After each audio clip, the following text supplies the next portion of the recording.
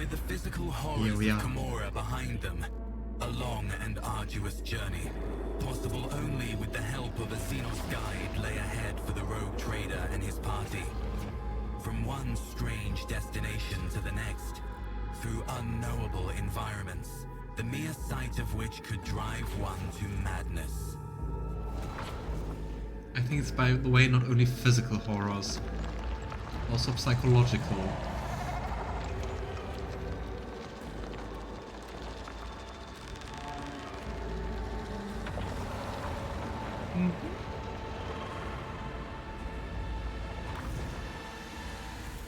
Despite the challenges, they managed to escape the labyrinthian webway and find their way back home. And we're on Xenos. Nice. Aren't we? We are. Xenos. The Lilithan. And we do have a portal to the webway on one of our planets. Muran. Muran's silhouette emerges from the thicket without disturbing a single blade of grass. He addresses you in an accusatory tone of dissatisfaction. I sensed your mind, monkey. Why you're skulking by the webgate? Why have you come to the Lilithan in secret? Do you intend ill for us? Several things. Let me arrive first. Don't you see that the webway gate is active, so we probably went through it? And I'll let you live on this planet in alliance. Why would I want something ill for you? Upon noticing Alcandil, Muran flinches, then says solemnly, Brother Alcandil, I praise Asuyan for the fortune of seeing you again. Please, step under my protection without delay. As if we are not protecting him. Brother Muran, I do not feel threatened. Not anymore. Muran looks at Yrliet and says with enmity in his voice, What cost Yrliet? You walk the path paved with your own misdoings. Once more monkey have found their way to our domain, and once more you aid them in doing so. What the heck? It's my planet. Neither war nor ill intent follow in our wake, Muran. Your anger is unwarranted. I love those scenes where I get to ask Heinrix to persuade people. I don't think I have that very often.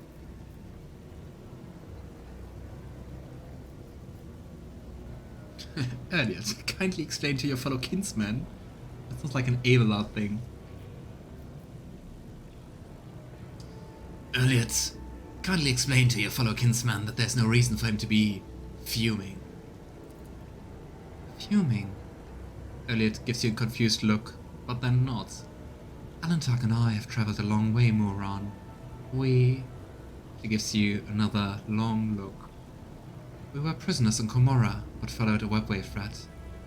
That threat brought us here. You've come from Camorra? Muran says nothing for a moment, then continues, his voice shocked. Now I see. The gate refused to obey me because it was sealed from within. By the Dark Ones, no doubt. Lilithan was meant to become a slaughterhouse for the Drukhari. Oh, yikes. Well, I hope we kind of prevented that. With destroying certain people of the Drukhari. Muran's gaze bores into Yrliet for a few moments in tense silence as he considers something in his mind. At last, he says in a commanding tone, Your arrival is sudden, outcast Yrliet, but perhaps there's purpose behind it. You will serve your people shortly. Are you just ordering Yrliet to stay here?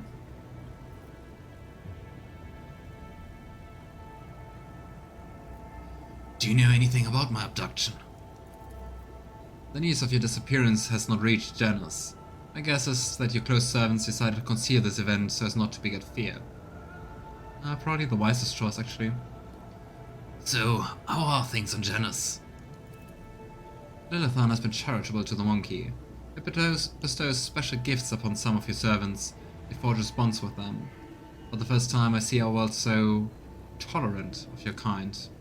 It reminds me just how much I still do not understand. Alas, your kin do not trouble themselves with contemplating this matter.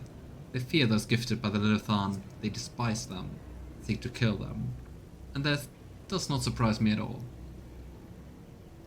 I wonder what kind of gifts, like Psyker abilities? Muran's voice grows pensive. Lilithan slumbers restless. It has guarded a part of itself away from you. It is what the monkey call the isolated region. At first, I thought it was the attempt to push you away, so it could heal from the wounds your cold hand had inflicted upon its flesh, but I see something else in what is transpiring. A mystery. Not very helpful, very ominous. You said Yrliet would save the Aeldari once more. Are you looking to use her again? Muran grimaces contemptuously. The monkey cannot comprehend the depth of the tragedy that befell our home, our Kruderag. Sure, I can't understand how loss feels. The duty of every child of Ascian is to do all they can to quell the pain of that loss, and Yrliet the Outcast is no exception. Unlike you, Muran, I was able to find the truth. The truth of Kruderag's doom was revealed to me, even though that required me to throw myself in the Dark City's deadly embrace.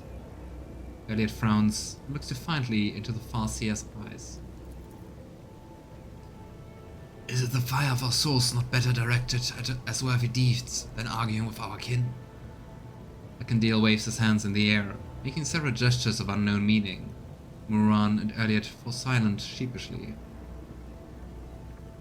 I can see that something is troubling your delicate heart, my kinsman, Muran. Share your feelings with me and the Outcast then, and I will reveal the truth of Kruderag's fate to you a little later. We did not spend our time under the Lilithan in fruitless grief. On the contrary, our lost kinspeople have answered my call, and are now pleading for help. Driven by revenge, they set out to pursue the one responsible for Kruderag's rueful demise, only to end up as captives on a monkey world. So they do know who's behind it? But they don't think it's us. But I don't think they came to the conclusion that Theodora's at fault. Emerald green gaze turns to you and rests on you a little longer than usual. Dare I hope you will lend me a shoulder to lean on again, Alantak.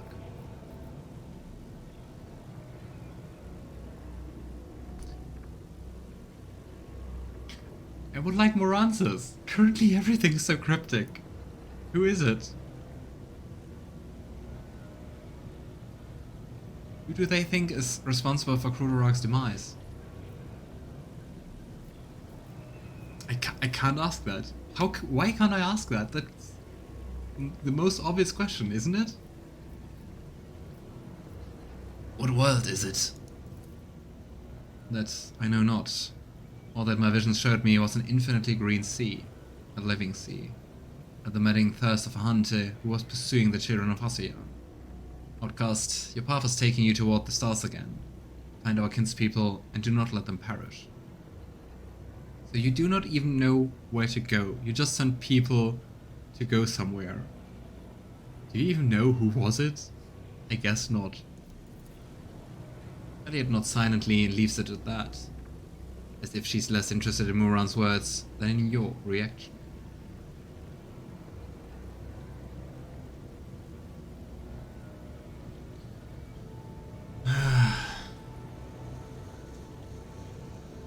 You really don't make it easy to help you. I'm gonna regret that, but I will help you find your kinspeople. Yrliet breathes out almost inaudibly and her shoulders relax. And I'm grateful to you, Alantak. At least one Aeldari. Still calling us monkey.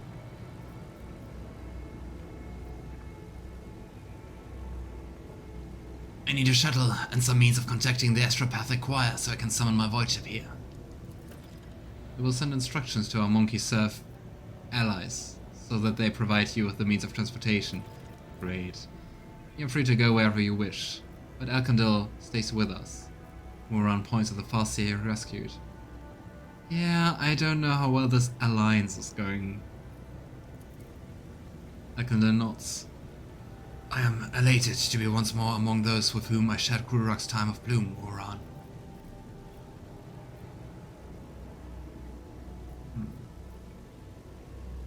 I mean, if he doesn't want to stay with us, why would we keep him? Of course. Good luck, Elkandil. Thank you, Alantak. Hey, at least a little progress. It would not be Aeldari without us being called Monkey. Seems like it. Farewell, Monkey. I'm pleased that our meeting did not spill blood into Lilithan's womb. An iridescent haze momentarily clouds the world around you.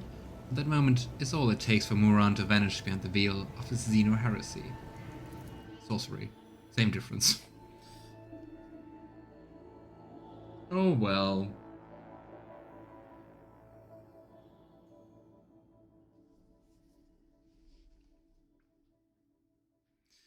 Back to our void ship, finally!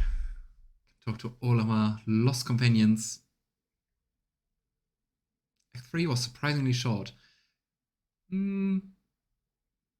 Definitely shorter than Act 2. I think just Act 2 is probably like the longest, because there's so much to explore. All our servants and companions. Who's that here? The one not turning around.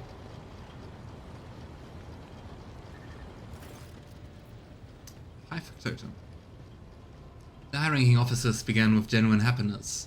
Denric steps forward and solemnly says, "Welcome to the bridge, Lord Captain. Like the rest of the crew, we are overjoyed by your return and thank the Emperor for it." The crew stares in awe and terror at the giant towering over the crowd. Some make the sign of the Aquila on their chests, others collapse to their knees with a prayer to the god Emperor on their lips. This wave of pious shock does not seem to discompose Ulfar in the slightest. He just chuckles into his beard and glances around curiously. Well, an angel of the Imperium. "Serene, light of my eyes, I am overjoyed to see you among us once more. Truly, the Exalted One is merciful for showing you the way back home. I hope all the Ishmaks who left us languish without our Lord Captain have already become food for the warp demons." "Lord Captain, I'm so glad to see you. I nearly lost it when you up and disappeared on me. I was getting on by stimulants and recaf. I barely slept. Also, I could listen to the whispers for any clue on how to find you. The only other time I felt so powerless was when Lady Theodora..." She stops. "Pardon me, Lord Captain. I'm talking nonsense. I wonder if we can talk with her about... well, what happened to Lady Theodora? Because so far, it was surprisingly unimportant." So, first off, how much do you know about my abduction? "Not much, Lord Captain. All contact with your party was lost shortly after the supposed pirates boarded the ship and abducted your companions' kinspeople. We immediately sent shuttles with boarding parties to your aid, but we did not find any on the ship safe for the crew, who had all either been butchered or driven insane." Wait, you still don't know what happened to Theodora? I do know. That's why I said I'm wondering if we could... but Idira doesn't know. That's why I'm wondering if we could talk with her about it. Elliot's expression is inscrutable, but her eyes are turned to you and you only. "Since your lordship's body was never recovered, we hoped against hope that you were still alive. Alas, even our most alert auger reporters never spotted anything suspicious, and thus our ignominious failure put you in dire peril. Dare we inquire what happened to your lordship?" Yes, that's an important decision, especially regarding Yrliet. Yrliet helped the Drukhari abduct me and take me to Gomorrah. Well, kinda true. I'm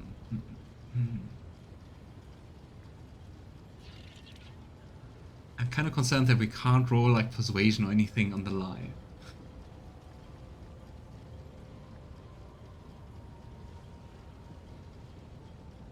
And there's no way to talk about Gomorrah without revealing Yrliet's involvement in that.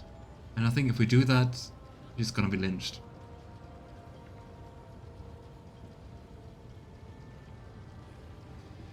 It does not matter. The topic of my disappearance is closed. As you command, your lordship. So, where was my ship all this time? At an officers' council, we decided to take the ship to Footfall, where one can hear the gossip of the entire expanse. Our agents silently searched for information about your lordship, and we heard even a whisper of where you were imprisoned. We would have immediately launched a rescue expedition.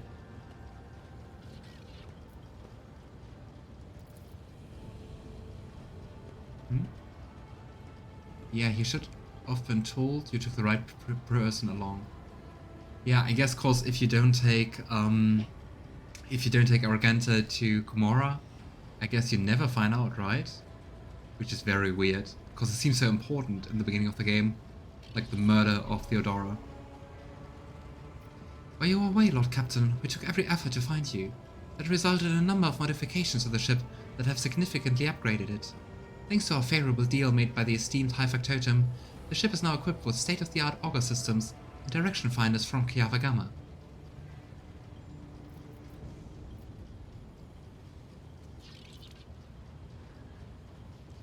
Yeah, enough empty talk. Your master's waiting for a proper celebration. We begin at once, Lord Captain. Glory to the rogue trader, glory to House von Valencius. Your subjects' triumphant roar sends a tremor through the bridge. It's as though the ship itself is greeting its long-lost owner. I guess Nomus is also glad to see us again, right? The Factotum smacks his lips awkwardly and adds in a quieter voice, Lord Captain, the senior officers will report to you shortly. In your absence, we received a number of astropathic messages and dispatches that demand your attention. Ascension. And there we have Nomos. I wonder... It's becoming clearer, isn't it? Or did I just not look too closely at the portrait last time? It looks like a person with the head in the clouds. The group of servitors suddenly stirs, their movement frighteningly identical even for automatons. They stare at you and say in perfect unison, Hello. Nomos have come to welcome you back.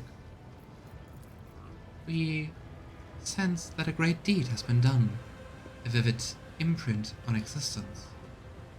You did something very important. What was it? I triumphed over the enemies of humanity by pitting the arch-enemy's blight against that of the Xenos. And I really hope that was the right decision. How is that a triumph? You desire other victories. We know that you do.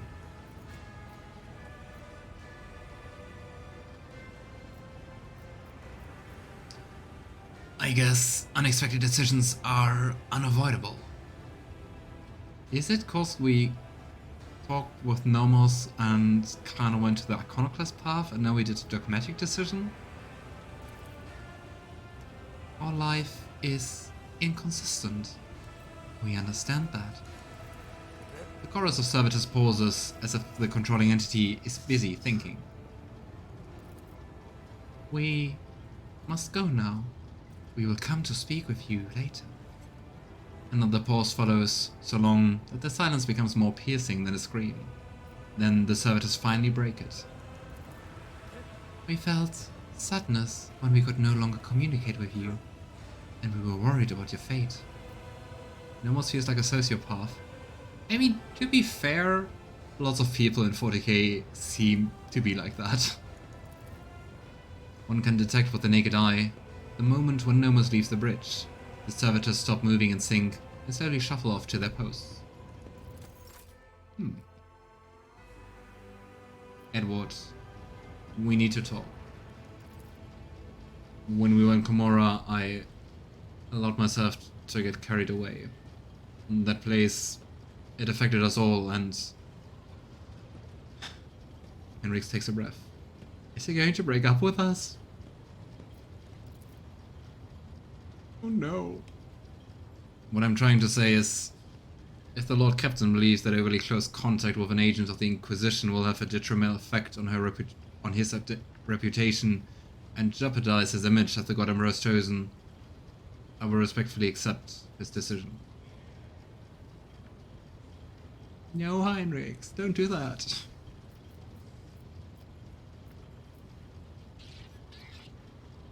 Are you trying to end things with me?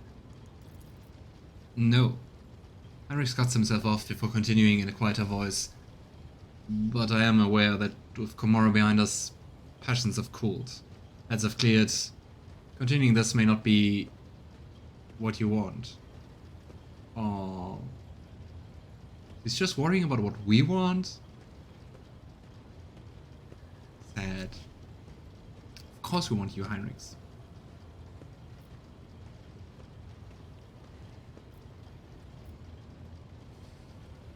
Let's go with option 2. The Lord Captain believes that Master von Kallax had insufficiently close contact with my person. You know, why don't we remedy that in a more private setting, like right now? Henry's eyes fill with relief and heat. It would be my pleasure to accompany you, Lord Captain. Yay! Oh, we don't even get a scene. Sad. But I think we'll continue the romance. And got to reassure Heinrix a little bit.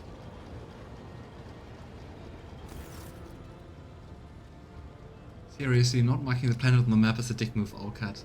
Yeah. In general, why don't they use quest markers like at all?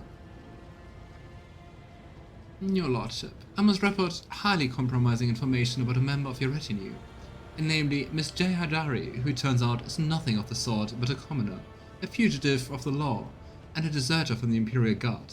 I have solid evidence to prove it. Oh, interesting. So the whole... I mean, we always had a weird feeling about her backstory, right? Guess I was right. I want to know the details.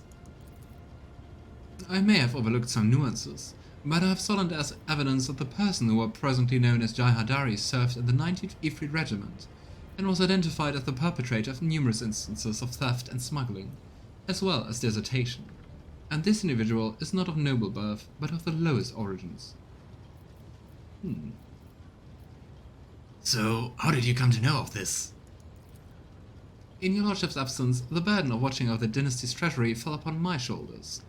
I deemed Jai Aeldari to be the likeliest threat to the dynasty's material security. Well, can't argue with that. I had my people conduct an investigation, and they uncovered a past connection between Aeldari and an individual by the name of Mercy, a highly influential figure in the Caspalica mission with a dangerous reputation. Fearing that this predatory interest of the Caspalica would pose a threat to your coffers, I began my own investigation. It was entirely reasonable to suspect collusion of some kind between Aeldari and Mercy, and so my suspicions were confirmed. The two were connected. It was from Mercy's associates that I acquired the compromising intelligence on Aeldari.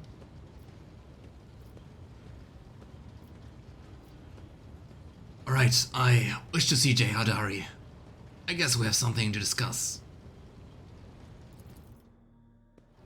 Yeah, it's not very surprising that she lied to us, right? Because, as you say, Turl, she's a smuggler. She's a coal trader.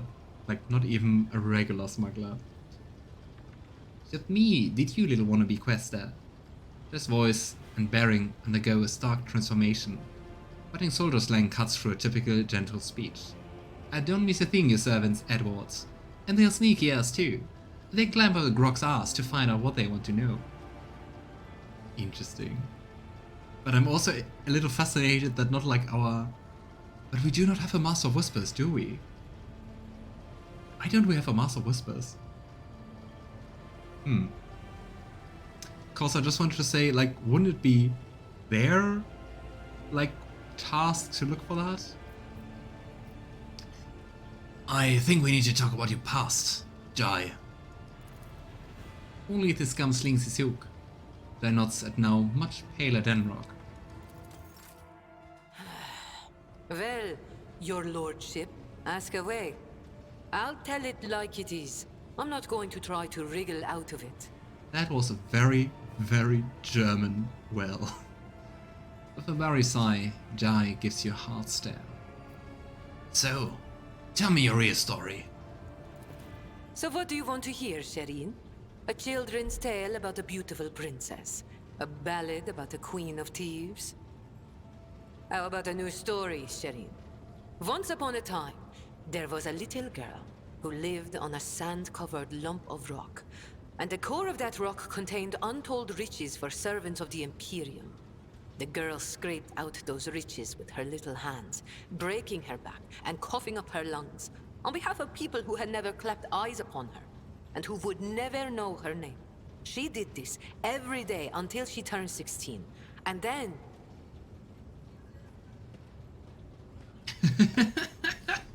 Put some Monopoly money on the top of the pile for her to take so she won't notice.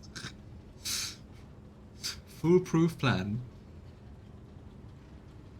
But why did she even make up the story for us? Probably to just keep up the image, I guess? Then his servants came and drafted the girl into the 19th Ifrit Regiment. Can you imagine? Of course, the regiment was wiped out on its first sortie. But the girl survived. The Exalted One protects. So what was next? Years serving in the Astra Militarum, just a shitload of hard labor, and fighting, and deals, and shady connections, and new opportunities. Slowly becoming a cool trader. But everything in this world ends sooner or later, Shireen. The now not-so-little girl went and fell in with the Kasbalika. She saved up a little gold, and she even indulged in excess from time to time.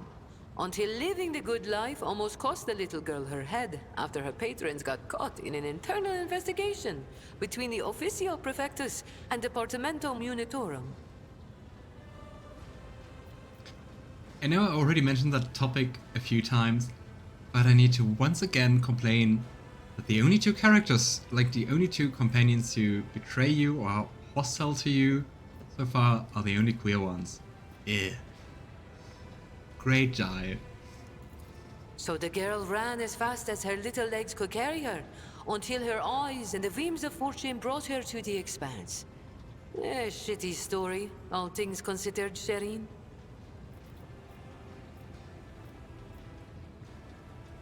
We can't even ask, like, why did you tell this lie? Pfft, I knew you were no princess. Oh, really, Shireen? And there I thought you were quite ready to believe my time-honed thespian performance. So, is Jai your real name at least? Probably not. I swear on the grave of my drunkard father who sold me into the mines, and on the lives of the 11 siblings I never had, Shireen. When it succeeded? No. It is most definitely not. Great. What a charming character! Despite everything, still lying to us. Great. Like, what the heck? We even went through the whole administratum mess for you, and you won't even tell us your name. I mean, is it still legal if there's the wrong name on it? Probably not, right?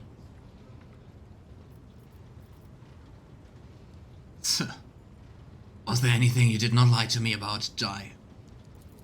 Oh, so many things, Shireen. I'm struggling to keep track of them all. I told you the truth about the Expanse, and not a single word of it was a lie. What I told you about footfall and Vladium and how we do business in these parts, all true. Don't get me wrong, the apple of my weary eye. There are two things in this life that I dislike. Looking back at the past and having someone pry into my soul without asking. Gosh, especially consider if you were a player who romanced Jai, how absolutely disappointing that would be. Because I mean, even for me, and I didn't take Jai along a lot, it's like, great. Because I mean, also what she just confirms right now is like, she didn't lie when talking about the Expanse, but of course everything she lied about was like personal stuff. It's also interesting, the only two things we can do is like, okay, thank you, or we kill you. We can't send her away or anything like that. Oh no, we can. 5.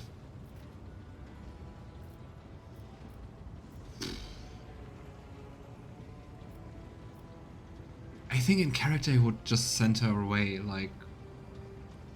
You're still lying, especially with the fact that she's still lying, like... On what basis should I cooperate with you? I can't trust you. Even though it's kind of sad to give up on a companion. We could make a drinking game every time Jai lied, but we would be drunk as heck. True. And it just annoys me so much that the only 2 queer companions are like a notorious liar and a cold trader and a Drukhari who got you into quite the mess. After what I've heard, the thought of keeping you by my side makes me sick. Remove yourself from my presence. Well, that was predictable. The rogue Your trader fault. is fine with the company of a smuggler, but tolerating a commoner and a deserter in his retinue? No, that is a step too far. From now on, I will endeavor not to offend your majestic gaze with my humble person. You don't even get the problem.